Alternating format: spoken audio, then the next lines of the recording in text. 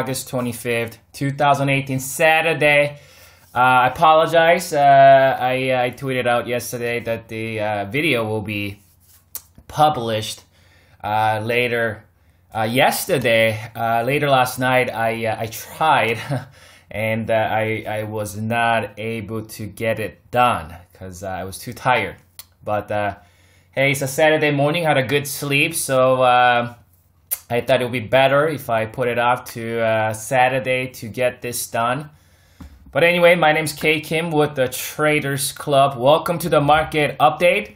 Today we'll be looking at Spider, IWM, Qs, XLF, NAMD, and we'll call it a day. Hope you guys had a good week trading and investing. This week we have one more August trading left next week, and then we're gonna get into September, kind of a fall trading going on here. But you know, made a lot of good progress, as you can see, looking at the S&P 500 ETF Spider, and you know, it seems like it was just yesterday that the bears were ramping on social media, and even the bears from different prominent publications or media sources calling it that. One thing I remember, I think it was Morgan Stanley or something like that, the new bear market is going to start, or something in that perspective, somewhere in that vicinity. I'm sure there are other articles from different media sources, and they've been wrong for years, if not probably decades and centuries, right? They've probably been wrong every single turn. And I think these guys know what they're doing. I think they want you to know, they want you to think the crash is happening so they can buy your shares. They want you to create new fresh up supply so they can buy up the stocks in a much cheaper price. That's what I think. I mean, how can these people be wrong every single year? But the funny part is that these guys have been wrong every single year, but yet these dumb people will continue to quote them or share their articles and things like that. They'll share on social media. Look at what Morgan Stanley said. Oh, look at what Goldman Sachs has said. Look at what CNBC has said. Look at what Market Watch had said. I mean, seriously. S&P has, printed new all-time high. By closing basis, we're now trading at 287.51, right? Bears are moaning, whining, crying, and saying that the market is rigged. Bulls are greedy. They're blaming the Feds. They're blaming the Trump. They're blaming everybody else but themselves. That's why they will continue to lose, and they'll never be a winner in their life, because have you ever met people like that where they always blame everybody else but themselves, right? And only way for you to grow is to admit that you're wrong and find out, why was I wrong? What did it go wrong? What part of my analysis or thinking or insight or intellect, the way I view the market, where did it go wrong, and how did I was so wrong? Instead of saying that, they'll always find something, right, to blame it on, so they can exclude themselves for being wrong, right? And these people will never learn, and they'll never amount to anything. And this is a truth. I mean, I see it. I don't know. I've been trading this market for 7 years, 8 years now. And I mean, I see it on every freaking pullback. And people live with so much insecurity. It is so unattractive. It is so unattractive. You see what I'm saying? Every freaking pullback, always there's somebody somewhere so insecure, so fearful. And then they will say some stupid shit like, well, yeah, we're in an uptrend, but, well, until it isn't. Until it isn't. You know why they say that? You know what they ought to say is, you know what? Yeah, we're on an uptrend. And then I kind of jumped the gun. I kind of jumped in the idea that the crash was going to come. And then I aggressively went short. And then I lost all my money and it's my freaking fault. Instead of saying that, well, you know, the feds are printing money, you know. Yeah, you know, market is so rigged, man. Bulls are so greedy, man. Shut up. Shut up. Shut up. It's because of you lost money. It's because of you. Not anybody else. Because of you. Because you listen to some bozos outside. You know? How many times I told you guys that these publications, media sources, right? We're talking about CNBC, Yahoo Finance, MarketWatch, Bloomberg, whatever it is, right? It is scientifically proven that we tend to click on the news that is negative. This is a reason why when you turn on TV to watch news, it's 80% negative. Somebody got shot, somebody got robbed, somebody got stabbed, somebody stole something, right? Somebody cheated on somebody.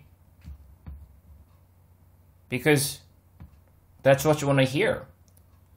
Think about it. Your whole life you've been trained this way. Think about it. When you talk about your friends when you're a teenager, or even when you're young, you tend to talk shit about somebody else, and it feels good. You know why? Because it makes your life like it's in a better place. Like, oh, have you heard about Tom? Yeah, his girlfriend cheated on him. Oh, I feel so much better now that I'm single because, well, at least I didn't get cheated on. That's how people are. Did you know that Jerry Springer, did you know that why people watch Jerry Springer? Because as they already have a miserable life. These people who sit on the couch, right, eating ramen noodles or pizza, right, watching Jerry Springer, thinking that obviously we're talking extreme cases of most losers who goes on Jerry Springer. And then these losers, right, these miserable people, they sit on their couch eating ramen noodles and they watch Jerry Springer thinking that, well, my life is not that bad. And so we've been trained by media to be insecure and to be fearful and to pay attention to negative news. Why isn't, TV report on somebody who was good to an elderly person and took care of her? And once in a while, they'll report on something like that, and this is a reason why, man, these people come to the market. They've been trained this way to focus on the negative news. And then they won't sleep. They'll look at pre-market, they'll look at the market all day long, and they'll look at post-market, they'll look at futures, they'll read every single articles they can get their hands on, and everything is negative. I still remember in 2015 and 2016 that I did that video that 5 reasons why market is not going to crash. There was some are here. That's when I did a video. And then 5-year bull run is coming, and people are saying that, are you better than these billionaires who think the market is gonna go crash? Are you better than these people? And these same people who said that to me, right? They're probably still not blaming themselves for losing money, for thinking that. I guess in your own terms, I guess I am a brilliant man. If that's your standard, right? Because you've been reading a market watch journalist, right? Who also covers a foodies in your local eatery said the stock market is gonna crash because the billionaire said it. And then you believe that because you're dumb. You're so dumb you believe that it was true and you put all your savings in puts because you thought you're gonna make your big short and then change your fortune. Make a fortune in this world. And then the market punished you. It's nobody's fault but yourself. You see, I always tell the truth. You know why?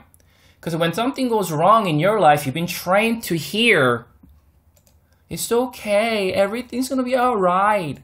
You know what the truth is? It's not gonna be okay. Not everything's gonna be alright unless you do something about it, unless you change something, unless you work at it. That's the truth. The lie is everything's gonna be okay. You're fine, everything's gonna be okay. That is a lie. You know, people have a good meanings when they say that. They want you to feel better, but it ain't gonna help. So I'm not here to say, it's gonna be okay. Did you lose all your money because you insure and you keep buying the puts and the market took all your money? It's not gonna be okay unless you change view of the market. But it is a difficult place in the market, guys. I mean, like I said, like I've been saying for months now that if market was too high in 2015, market is too high in 2016. If market is too high in 2016, well, market is way too high in late 2016. Market is way too high in summer of 2017. You thought market was way too high in 2015. Oh my God, that is crazy. That is absurd. It is absurd. Market now that market is super high in 2015, right? And market should have crashed in 2015, right? Well, then market is gonna crash times 2. This is their logic, times 2, right? And then, well, market makes another new all-time high. And this is a brutality of this market. It leaves so many people behind. And as the market continues to stay in an uptrend, do you really think a lot of people are going to be making money? No. Most people won't be on this move. Most people won't be part of that move. We've seen historic bullish buying pressure. This is something that I talked about in my last special report video that I've done publicly, right? Talked about how this is something that we saw first time in 30 years. I'm talking about just this buying pressure, just how this just went pretty much straight up. We haven't seen something like that in about 30 years. It only happens maybe once in 20, 30 years, right? Usually the market doesn't just go straight up for months like that. Even seasonality, people are talking a lot of seasonality back then in August.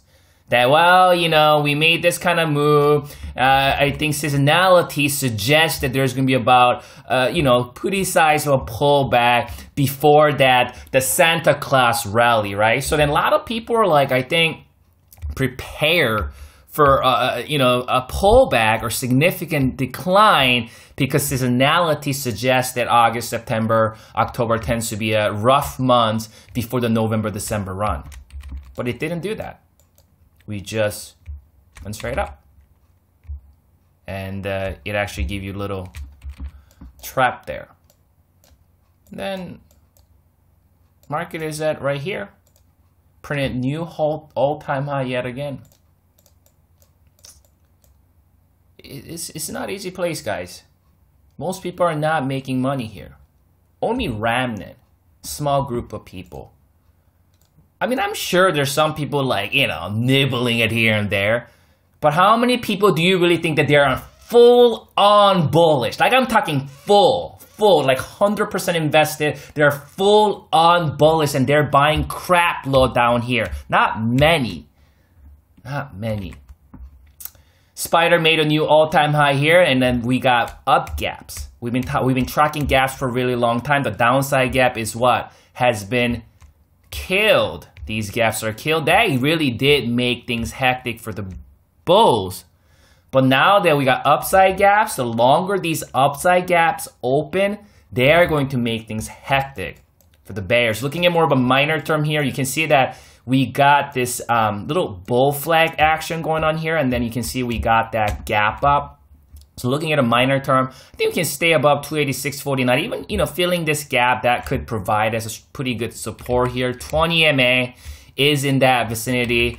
And we got that channel rising, channel resistance there. So there could be some up and down. There could be some shenanigan. There could be some volatility going forward, trying to get above it. But like I tweeted out on Friday, that once the market fully break out of this rising channel, it's going to get into a second gear, and then market should move faster. That doesn't mean it's going to go straight up. It means it could go faster and see a pullback, but it's faster and faster because it's been grindy, right? It took about, you know what, 6-7 months to get back up here. It was a lot of grindy, a lot of up and downs. But it was well cultivated base. This is something that I've been talking about for months here. Broke out of this prior pivotal level, new support, 20 MA rising. We got gaps open and protected, and we made a new all-time high here. So you can see how it was lethargic. And then we start to speed up a little bit here. Do you see this? Because prior to it, when we hit these levels, they do see pretty sizable pullback, and it took about a month before they can able to get back up. But last time when we hit these prior resistance level, we only pulled back for like a week. So you can see that it start to see the market or the bulls is gaining confidence, but building momentum.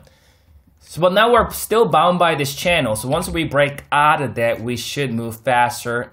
Let's go to Russell 2000 here to Russell 2000. This time around, we didn't see shenanigan. We can see that we perfectly respected this support. I think, though, a lot of people are looking at this support right here. That's what I think.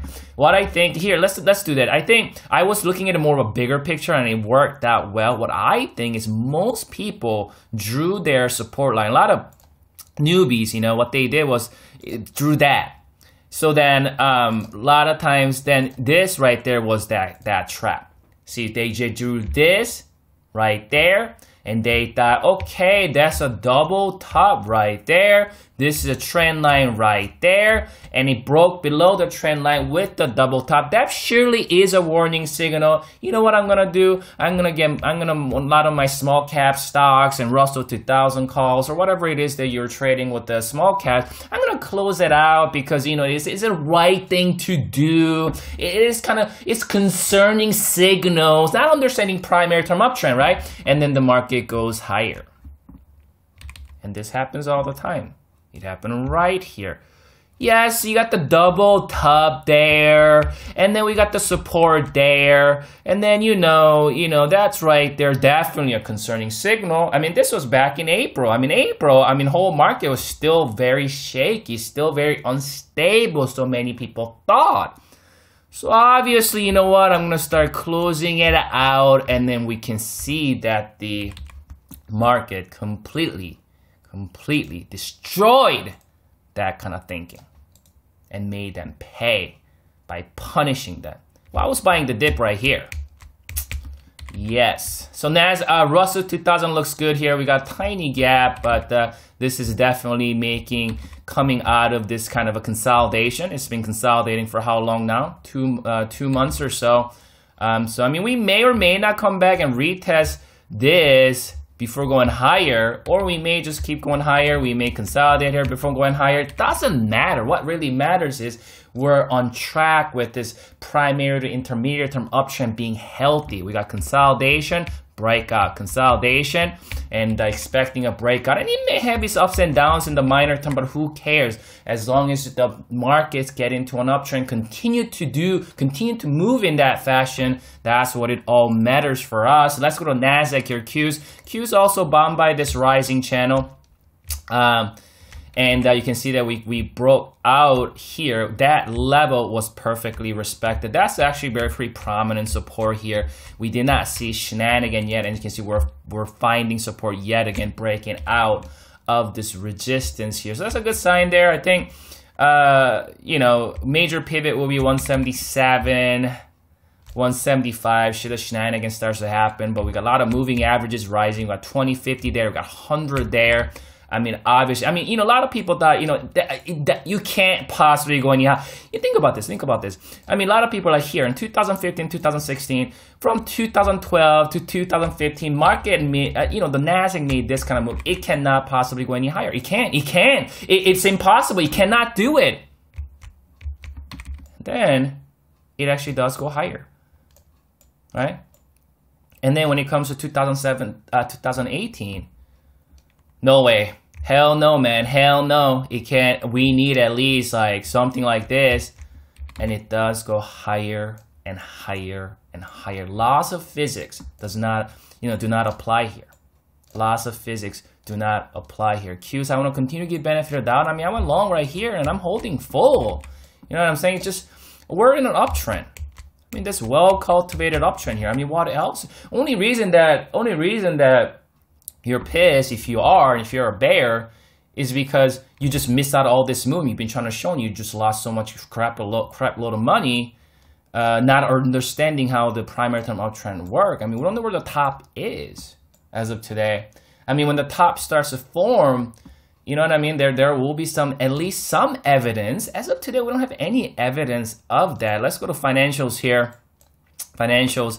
What did a lot of gurus that you follow said down here? Well, all hell's gonna break loose.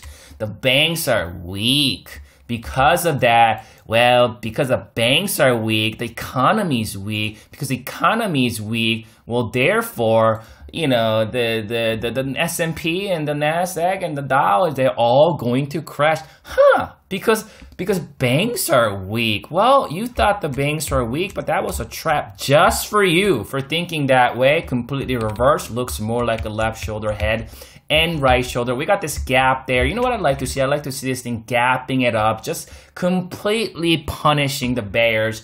And then if we can turn this into an island bottom, that would just put a dagger into bear's heart here. But you know, the thing about it is, it doesn't end. It doesn't end. Every time there's a volatility, I still remember here, so many people thought that this is head and shoulders. This should come down 21-ish. Don't be surprised, people even you respect on Twitter, they were saying that. I remember they were saying that, oh, it looks like we had a great move on financial, but it's a due for a pullback. It never got that. Same thing here. Like I said, if you thought that banks were too high in 2017, well, you're going to think that banks are too high in 2018, and you thought they should come much, much down.